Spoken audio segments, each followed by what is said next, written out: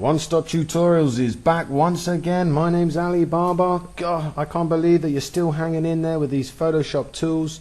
We're very soon, we're coming to the bottom of this list and we're going to be doing some really fun stuff soon, so keep watching. Okay, this tutorial we're going to be talking about the blur tool, the sharpen tool and the big old smudge tool. Okay, first things first, we're going to go over the blur tool. Now they're pretty obvious in what they do. Blur tool obviously means it's going to blur. And like always, you've got some setting ups here. Let's just move the strength up to 100. And by using this, you can change the size of your brush this way.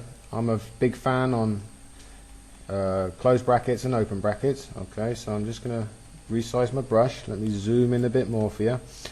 And the way this works is with the blur tool selected, R is the shortcut. You simply just paint over and it adds a blur.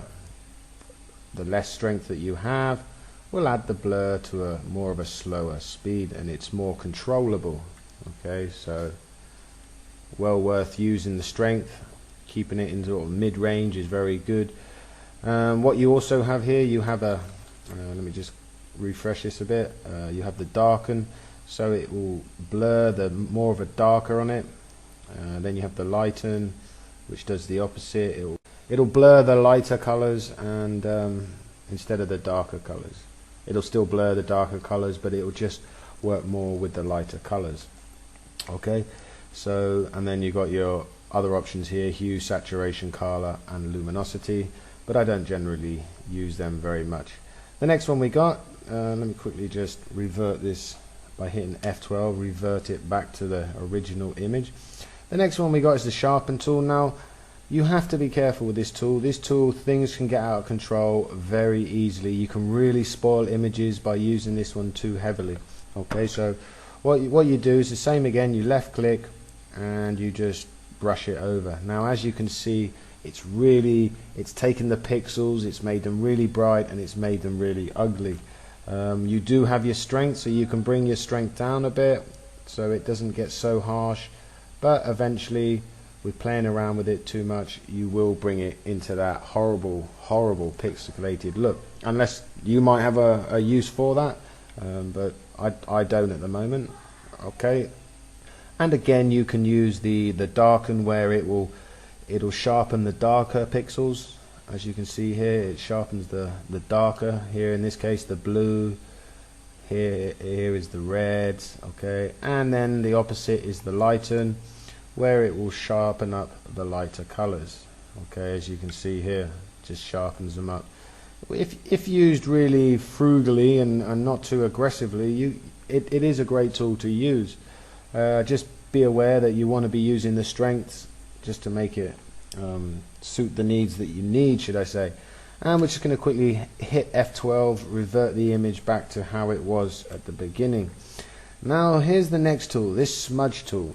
Okay, now this smudge tool works on the basis of, it's a bit like the liquefier in your filters panel, the liquefier. The liquefier is a lot better than this tool.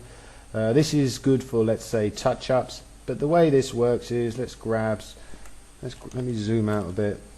Let's grab this area here, the index, and you left click and you drag, and what it does is it distorts it, you know, it really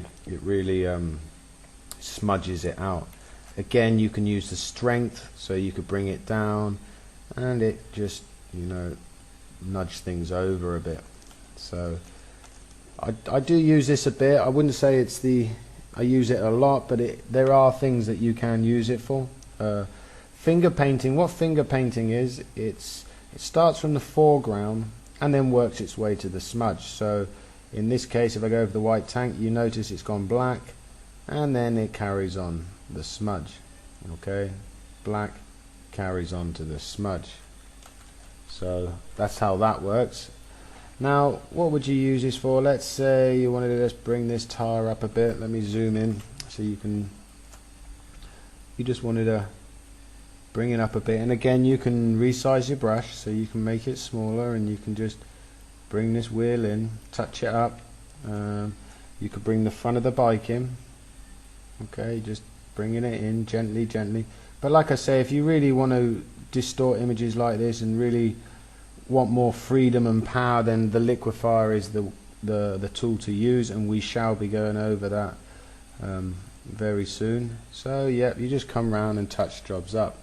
Okay, so that's those three tools: the blur, the sharpen, and the smudge tool. R is the shortcut on the keyboard. Play around with them. Don't go too wild with the sharpen tool, because as you can see, it can really mess up images. And yeah, the best way, like all these tools in Photoshop, is just to play around with them and just explore and make mistakes, and then just you can always hit F12 and that will revert your image straight back to how it was when you started. Or if you wanted to, you could always, another way is, if you think you're going to make a lot of mistakes, is quite simply duplicate this the background, duplicate the image. So you could actually turn that off, work on this. Let's say we wanted to distort this. Let's move this up. Let's say we distorted this, moved it all around, done a lot, didn't want to move back. You could simply just open up the first one and you can just delete that one. Okay, so that's a way of doing it. I personally use F12 to revert, and that helps me a lot as well. So that's it for today. Next tool we'll more than likely be going over is the dodge, the burn, and the sponge.